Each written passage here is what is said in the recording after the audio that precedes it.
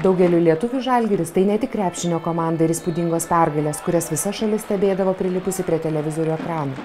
Žalgiris tai šalies legenda, Lietuvos tautinis simbolis.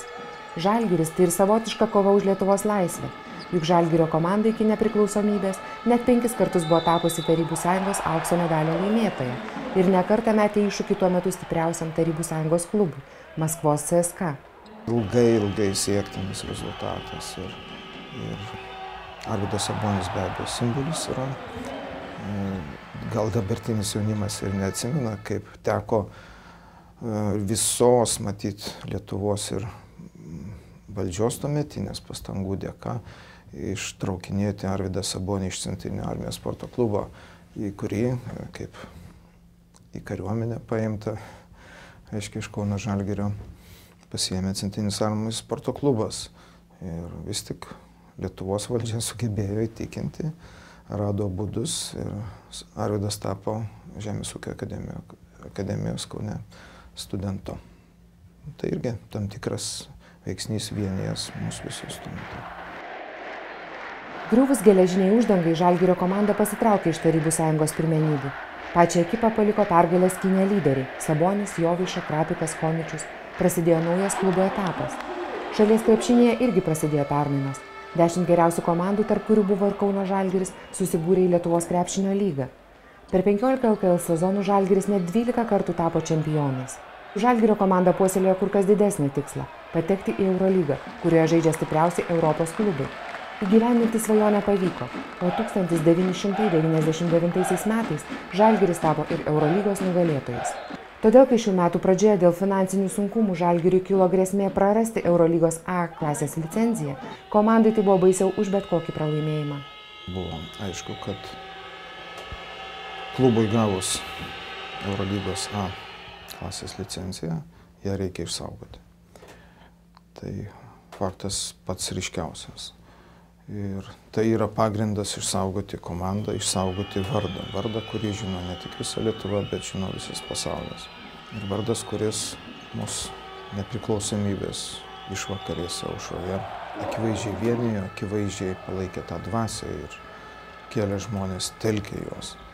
Ir Žalgiris buvo tapęs nepriklausomybės simboliu, gal apie tai tuo metu garsiai ir konkrečiai taip nesakydavome, bet manau, nebuvo žmogaus, kuris to nesuprato.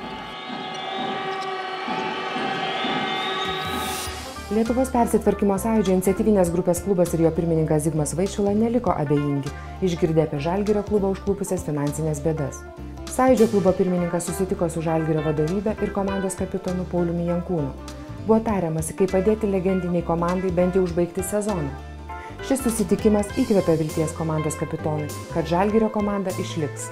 Kad yra žmonių, kurie rodo iniciatyvą, tiesiog patys skambina, nori padėti Žalgiriui, siūlo savo pagalbą vienokią ar kitokią ir bando sujungti visus Lietuvos žmonės, kad padėtų kas kaip gali, žiniom, pinigais ar dar kažko.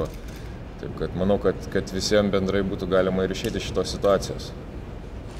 Aišku, ne per vieną dieną, ne per dvi, bet sujungus pastangas, manau, kad tikrai turėtų būti viskas gerai. Laiku pasakytas žodis iš vienos pusės sustabdė komandos griuvimą ir komandos kapitonas Paulius Jankūnas dalyvavęs susitikime ir baigdamas jį taip vyriškai paspaudė vienas kitam ranką ir manau, kad jis patikėjo tuo, kad galime padėti ir kad žmonės gali padėti.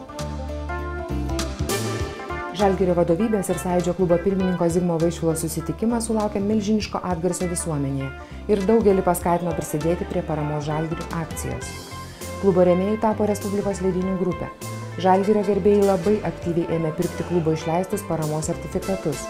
Nemažą sumą paaukojo ir Lietuvos verslininkai.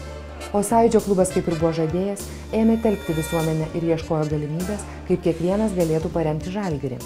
Ta mintis, kuri gimė, kad sutelkti visus žmonės, tai priimtiniausia ir paprasčiausia forma, tai yra mobiliojo telefono skambučiai. Ta mintis buvo, klubo vadovybė su jie sutiko ir džiaugiamės, kad joje dalyvauja visi mobiliojo ryšio operatoriai, visi 3 – Omnitelis, Bitė ir Tele2. Ir tai yra smagu, o talkina vieningą numerį duoda UAB Mediafonas.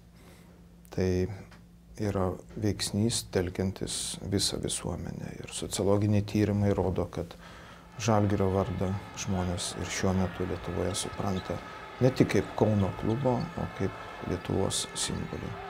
Net ir vilniečių, berods 38% taip mąsto. Sąjūdžio klubas pasirūpino, kad pradėtų veikti paramos Žalgiriui numeris 1417.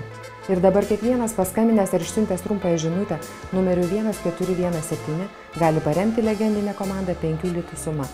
Ši akcija tęsis iki gegužės 15 dienos. Kviečiu visus ne tik tai koncerto rodomą per televiziją ar Žalgirio rungtynių rodomą per televiziją metu neužmiršti šį numerį 1417 ir kai tik yra gera nuotaika, kai geriamas švyturėlus, kodėlgi ne, ir padaryti tai vieną kitą kartą.